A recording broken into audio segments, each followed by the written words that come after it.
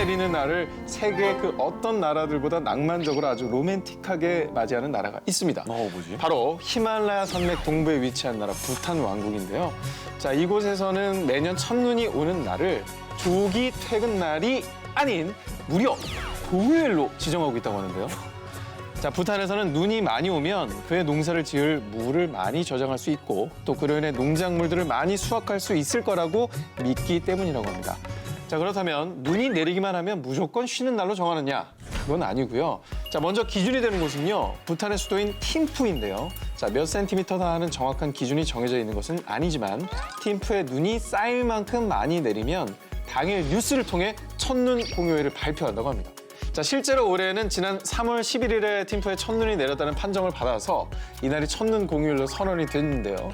당시 부탄 왕국의 수상인 체링 톱게 또한 아침 일찍 자신의 얼굴책 페이지에 첫눈이 내린 팀푸의 풍경 사진을 올리면서 공휴일 소식을 국민에게 전했고요. 자, 부탄의 국민들은 소복하게 쌓인 눈을 보면서 로맨틱한 휴일을 보냈다고 합니다. 또 미국에는요, 매년 5월 둘째 주 일요일로 지정된 마더스 데이인데요. 자, 이날만큼은 살림하랴, 아이들 돌보랴 고생한 어머니이자 아내를 위해서 근사한 레스토랑에서 외식을 하고요. 카드와 선물을 주는 문화가 있다고 합니다. 실제로 마더스데이는요, 1년 중 미국에서 전화 통화량이 가장 많고요. 꽃이 제일 많이 팔리는 날 중에 하나인데요. 통계적으로 이날 하루 동안 미국 소비자들의 지출 규모가 총 214억 달러. 우리 돈으로 23조가 넘을 정도라고 하네요. 하네요. 자, 그런데 이렇게 고생한 아내를 챙기는 것은 고사하고 네네. 자기야, 다른 것도 아니고 어떻게 내 생일을 까먹을 수가 있어? 실수적으로 이렇게 아내의 생일을 잊게 되면 묻지도 따지지도 않고 그야말로 바로 감옥에 가버린 그런 나라가 있습니다. 뭐라고요? 그러니까 아내 생일을 말도 안 잊어버리기만 돼. 해도? 네, 묻지도 따지지도 않고 바로 철창입니다. 어디예요? 전무후무한 법률이 시행되고 있는 나라, 바로 태평양의 작은 섬나라 사모아입니다. 자, 이곳에서는 실제로 아내의 생일을 잃어버리는 것이 불법이라고 하는데요. 그냥 가정 내 법률이 아니라 진짜 그 나라의 법이잖아요. 현행법인 거죠. 현행법. 자, 부부간의 애정을 유독 중요시하는 사모아의 문화 때문에 이런 법률이 제정됐다고 하고요. 아내가 자신의 생일을 까먹은 남편을 괘씸하다고 생각해 경찰에 신고를 하면요, 하룻밤 동안 집을 떠나 감옥에 갇혀 지내야 한다고 하는데요. 단 부인이 신고를 하지 않으면 강제로 감옥에 가는 일은 없다고 합니다.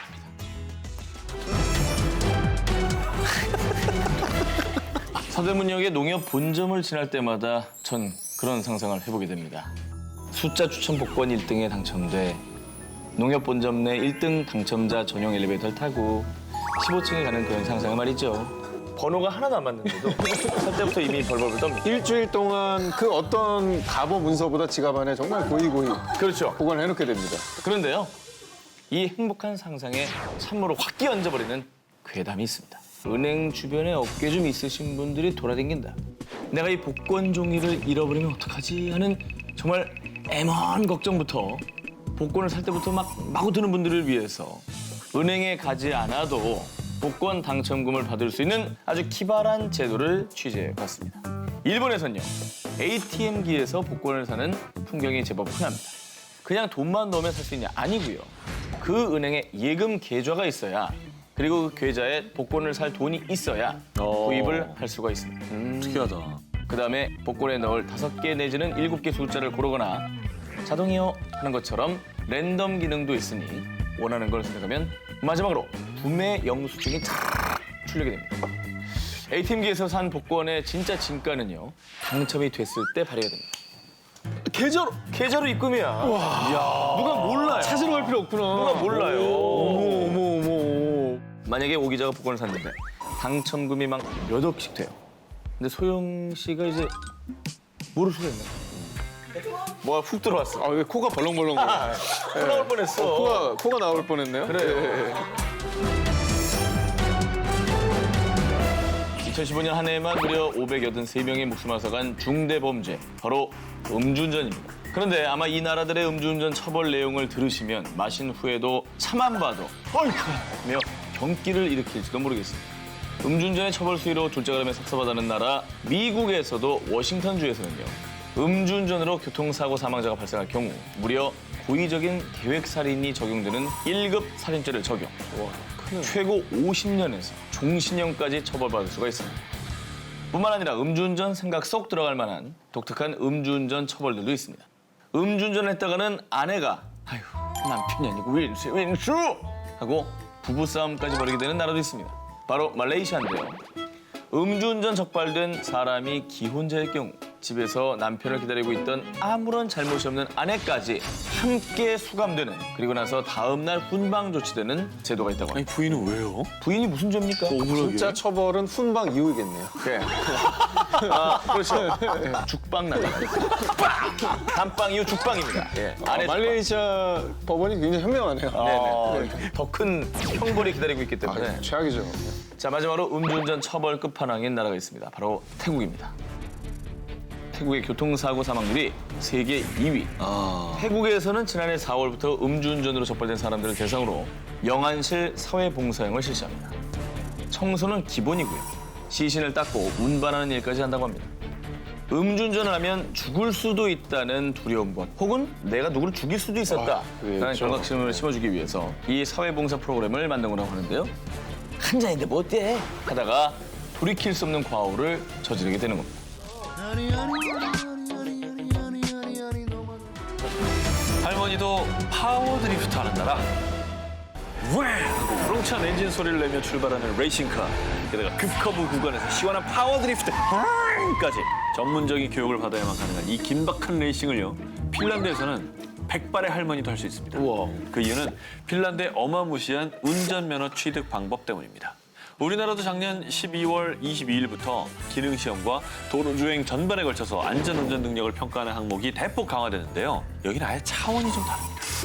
아시다시피 핀란드가 겨울이 유독 길고 눈이 내리는 날도 많습니다. 그래서 핀란드에서는 운전하다가 얼음이 꽁꽁 얼어붙어서 빙판이 된 도로를 주행하는 날이 대부분이어서요. 핀란드의 운전면허 시험은 지옥의 코스라 불릴 만큼 까다롭고 어렵다고 합니다. 이 면허 시험 과정부터가 아주 심상치 않습니다. 먼저 도로에 물을 막 뿌리고요. 저건요 마치 눈이 녹은 것 같아서 흥건하게 젖은 노면을 만드는 건데요. 대단하다. 그 이유는 차가 미끄러지는 상황에서 차량을 제대로 통제할 수 있는지 교육을 하고 또 평가하기 때문이랍니다. 이거는 이제 진짜 해야 되는 것 같아요. 그렇죠. 사실 우리나라도 필요해요. 해요. 네. 자, 그리고 여기서 끝이 아니고요. 핀란드에서는 숲길을 달리다가 갑자기 야생동물이 달려나오는 경우가 아주 흔한 일입니다. 네. 이 돌발 상황에 즉각적으로 반응하는 시험도 치르는데요. 모형 자동차와 컴퓨터 시뮬레이션 영상을 통해서 평가를 하고 있는데 이 밖에도 뭐 눈길 드리프트, 스핀을 포함한 교육을요. 약 30시간 이상 모두 이수를 하고 그다음에 시험에도 통과를 해야 하는데요.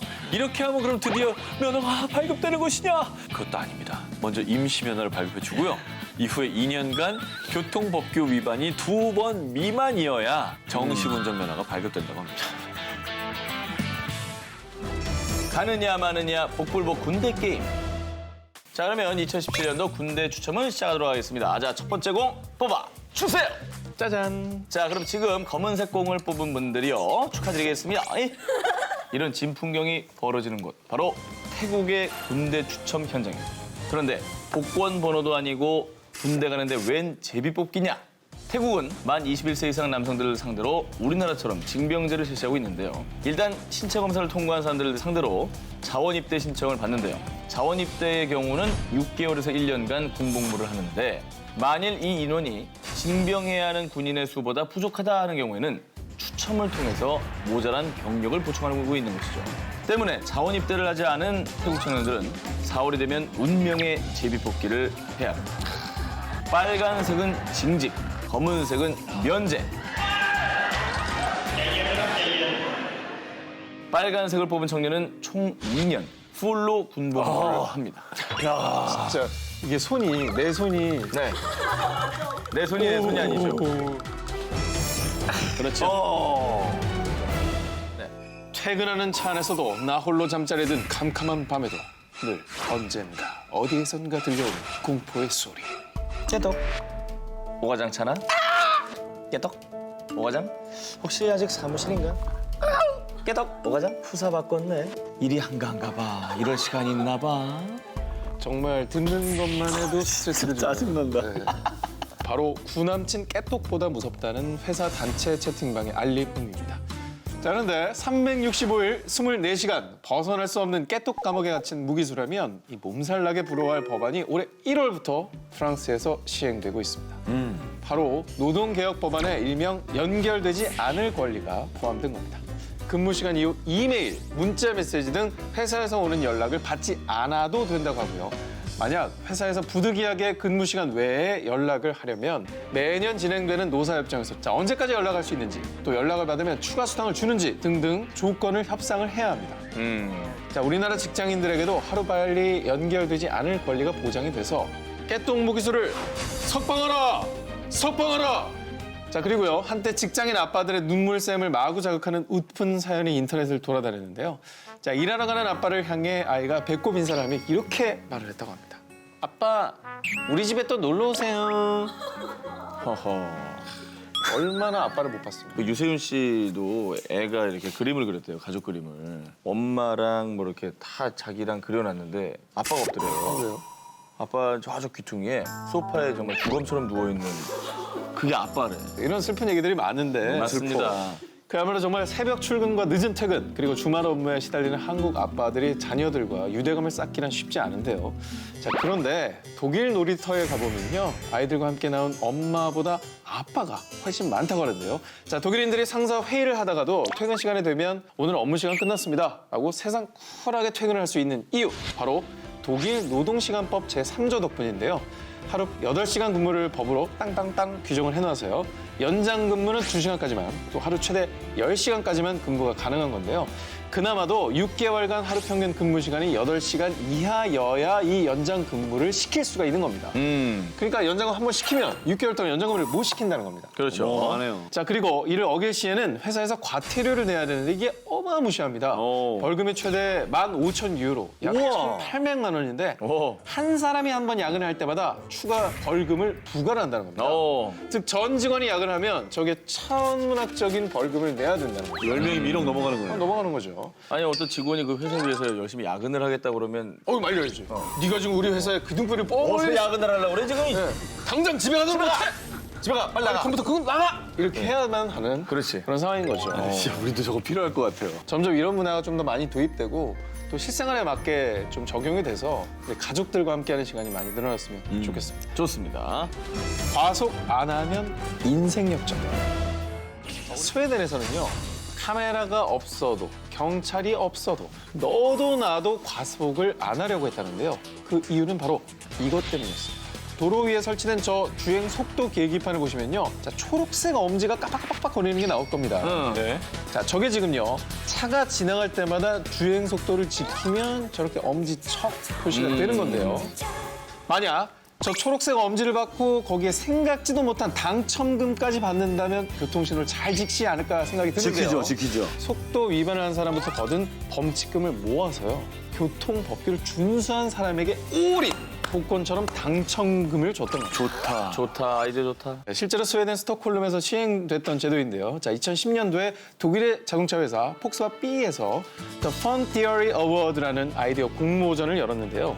이때 미국의 게임 프로듀서인 케빈 리처든 씨가 과속한 사람들 벌금을 모아 잘 지킨 사람들을 뽑아 돈을 주면 어떨까요? 라는 아이디어를 냈고요. 스웨덴 도로 안전처에서 이 아이디어를 채택을 했습니다. 자, 그래서 일명 스피드 복권이 설치가 된 겁니다. 근데 처음 3일 동안은요, 뭐야? 또 그냥 다 무시하고 지나간 겁니다. 어허. 그런데 이 스피드 복권 기계의 정체를 알게 되면서 시민들이 표지판이 보이면 자동적으로 속도를 줄였고요. 자, 스웨덴의 도로 안전처에 따르면 이 제도가 도입된 이후에 스톡홀름 내 차량 평균 속도가 이전과 비교했을 때도 무려 약 22%가 감소했다고 합니다. 많이 줄었구나. 자, 그러면 여러분이 정말 궁금하실 게 있습니다. 과연 스피드 복권의 당첨금은 얼마였을까? 도입된 첫 해인 2011년도에는요.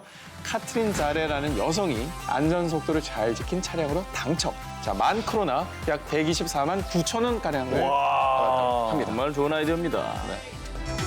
유로폴의 섬뜩한 달력. 자, 이렇게 모델이 들어간 달력. 그렇습니다. 예. 전기자 아닌가요? 예. 네, 맞습니다. 예. 굉장히 귀엽지만 때로는 섬뜩하게 느껴지는. 네네. 정말 철저하게 날짜만 보게 됩니다. 예. 지금부터 소개해드린 달력은 뭔가 무섭고 그렇지만 또 의미가 있는 그런 달력이 되겠습니다. 뭔데 그래? 자, 여자들 마음 훔친 전과 7범. 전현무가 있는 날이면 18일이구만. 하필 18일이군요. 아, 28일이요? 28일? 예. 자, 이게 무슨 소리냐고요? 바로 달력 모델로 이런 현상 수배범 얼굴을 사용하자입니다. 얼굴에 낯이 있게 하자 이거죠. 계속 볼 수 있게. 아, 눈치셨군요. 예. 자, 저게 바로 유로폴에서 제작한 12월 크리스마스 기념 달력으로요. 바로 유럽 전역에서 올해 꼭 잡고 싶은 지명 수배자 24명. 아이디어 좋네. 자, 종이 달력이 아니라 이 웹용으로 12월 달력을 만든 건데요. 한 장씩 넘길 때마다 마약 밀매범, 살인자, 테러리스트 등 강력 범죄를 저지른 이들의 몽타주뿐만 아니라 그들의 인적 사항과 범죄 혐의까지 자세히 볼 수 있는데요. 자, 그리고 제보를 하면 2,900유로, 약 347만 원의 보상금을 주겠다는 내용까지 적혀 있고요. 그러니까 열심히 보게 되겠네요. 뭐 돈도 받을 수 있으니까. 아니 이게 매일 보게 되니까 익어버리는 거예요. 이거 어디서 봤더라 저 사람? 그게 바로 진짜 중요한 거예요. 그게 되게 중요한 거예요. 예. 예. 그래도 매일 보는 달력인데 기분 나쁘다 하시는 분들이 있을 수 있습니다. 그런 분들이 있을 수 있어요. 예. 자, 유로폴의 대변인 제럴드 헤스테라 씨는요.